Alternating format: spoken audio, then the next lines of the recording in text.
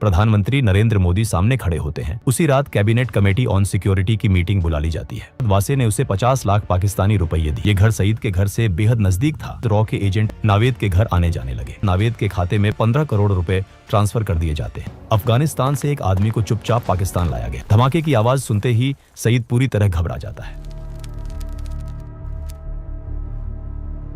नवंबर 2019 में प्रधानमंत्री आवास के बाहर सुरक्षा असाधारण रूप से कड़ी थी। आधी रात को एक गाड़ी अंदर दाखिल होती है। गाड़ी से उतरते हैं रॉ चीफ सामंत गोयल। उनके हाथ में एक मोटी फाइल होती है जिस पर लाल अक्षरों में लिखा होता है कॉन्फिडेंशियल। करीब 15 मिनट इंतजार के बाद कमरे का दरवाजा खुलता है। प्रधानमंत्री नरेंद्र मोदी सामने खड़े होते हैं और पूछते हैं कि इतनी रात को आने की क्या जरूरत पड़ गई। सामंत गोयल कहते हैं, सर, हमने हाफिज सईद को ढूंढ लिया है। हफीज सईद 26 नवंबर का मास्टरमाइंड जिसके वजह से मुंबई में की मासूम लोग मारे गए थे। हफीज सईद का नाम सुनकर प्रधानमंत्री ने तुरंत एक मीटिंग बुलाई। उसी रात कैबिनेट कमेटी ऑन सिक्योरिटी की मीटिंग बुला ली जाती है।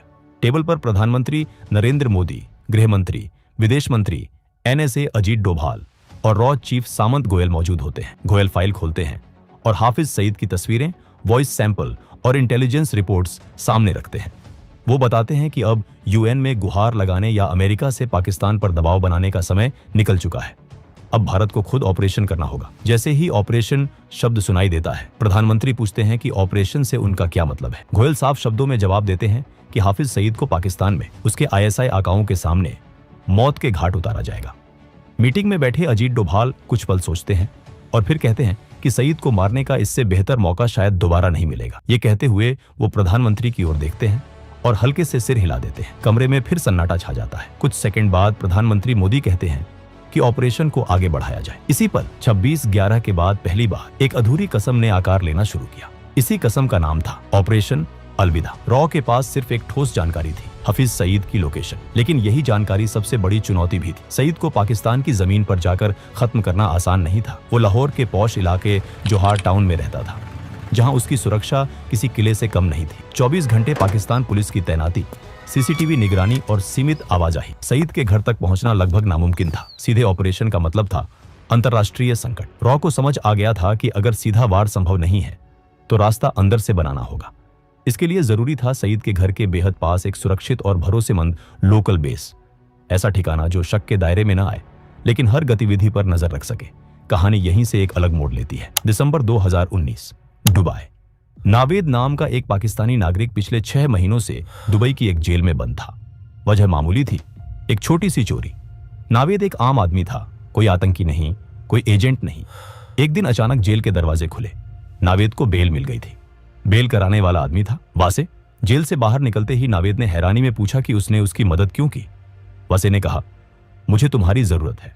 उसने बताया कि उसका कारोबार पाकिस्तान और दुबई दोनों जगह फैला है और उसे एक भरोसेमंद पार्टनर चाहिए। नावेद उलझन में था। वो जानता था कि ये ऑफर असामान्य है, लेकिन पैसों की सख्त जरूरत ने उसकी शंकाओं को दबा दिया। कुछ ही समय बाद वासे ने उसे 50 लाख पाकिस्तानी रुपये दिए। ये रकम नावेद के लिए जिंदगी बदल देने वाली थी। कुछ महीनों बाद नावेद पाकिस्तान लौट आया।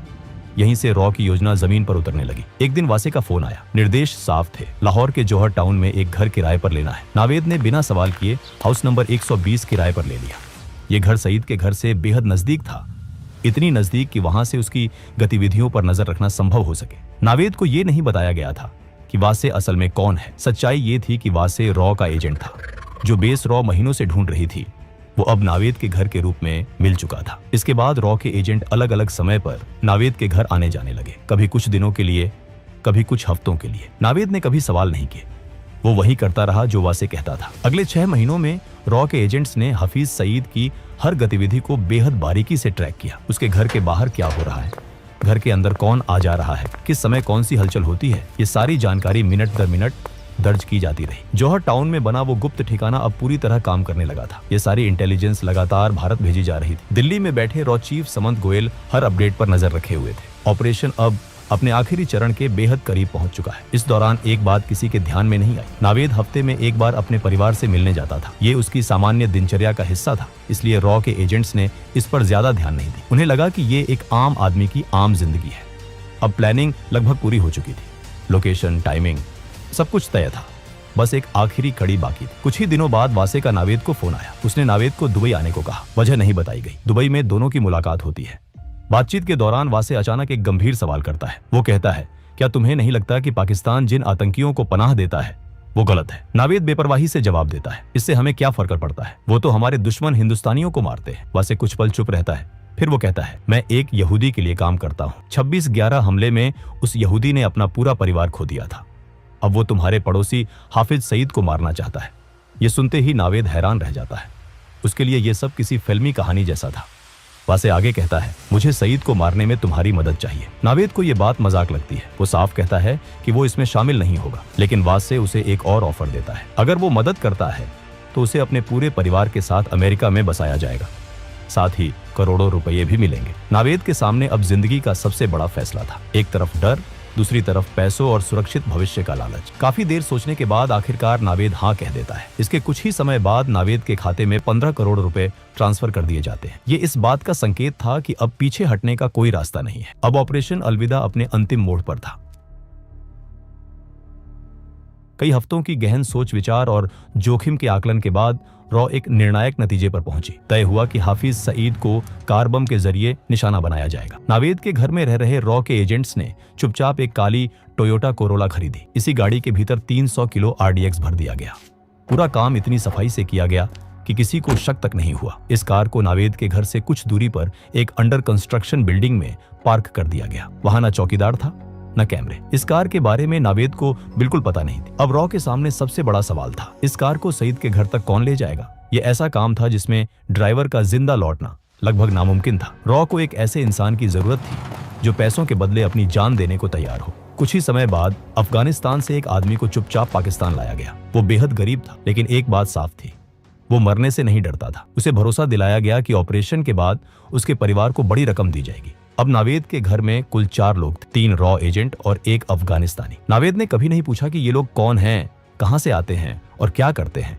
वो वही करता रहा जो उसे वासे कहता था। रॉ का प्लान अब तक बिना किसी रुकावट के आगे बढ़ रहा था, लेकिन हर ऑपरेशन में एक ऐसा पल आता है जहां सब कुछ अचानक बदल जाता है। 13 मई 2021 वासे, जो इस पूरे नेटवर्क की सबसे अहम कड़ी था, नई दिल्ली में अपने परिवार के साथ ईद मनाने आया हुआ था। त्योहार के बाद वो अगले ही दिन दुबई लौटने के लिए घर से निकलता है। रास्ते में अचानक उसे चक्कर आता है। वो संभल नहीं पाता और जमीन पर गिर पड़ता है। तुरंत उसे अस्पताल ले जाया जाता है। शुरुआती जांच में डॉक्टरों को पता चलता है कि वो कई दिनों से तेज बुखार से पीड़ित था। कोविड टेस्ट कराया जाता है, रिपोर्ट पॉजिटिव आती है।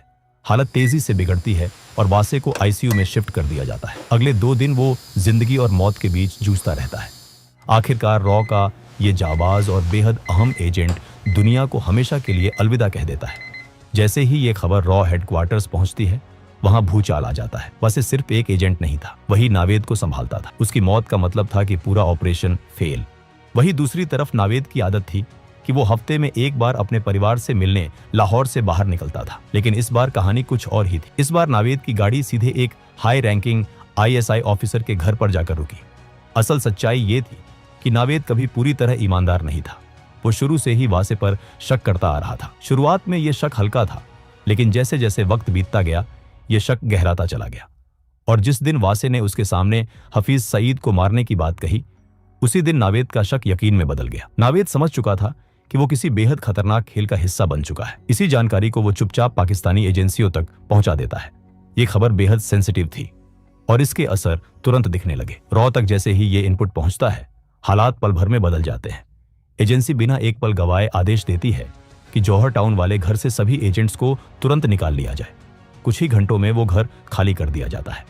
इसके बाद ISI के लोग उस इलाके की छानबीन करती है, लेकिन उनके हाथ कोई ठोस सबूत नहीं लगता। अब रॉ के सामने सबसे बड़ी दुविधा खड़ी हो जाती है। महीनों की मेहनत, रिस्क और तैयारी, सब कुछ दांव पर लगा था। सवाल सिर्फ एक था, क्या ऑपरेशन को आगे बढ़ाया जाए या यहीं रोक दिया जाए। इस गंभीर मुद्दे पर एक बार फिर रॉ की एक अहम मीटिंग होती है। मीटिंग में देश के प्रधानमंत्री नरेंद्र मोदी भी मौजूद होते हैं। आखिरकार फैसला लिया जाता है, ऑपरेशन जारी रहेगा। अब कहानी अपने अंतिम अध्याय में दाखिल होती है। जून 2021, लाहौर, सुबह के ठीक 11 बजे। रॉ के एजेंट्स अफगान युवक को पूरी सावधानी से ISI की नजर से बचाते हुए उस अंडर कंस्ट्रक्शन बिल्डिंग तक लाते हैं। यही वो जगह थी जहां पहले से विस्फोटकों से भरी काली कोरोला गाड़ी खड़ी थी। युवक को एक बार फिर पूरा प्लान विस्तार से समझाया जाता है। कहाँ जाना है, कितनी दूरी है और क्या करना है, सब कुछ। युवक शांत था, उसे पता था कि वो वापस नहीं लौटेगा। कुछ देर बाद काले रंग की कोरोला गाड़ी आगे बढ़ती है। गाड़ी के अंदर 300 किलो विस्फोटक भरा होता है।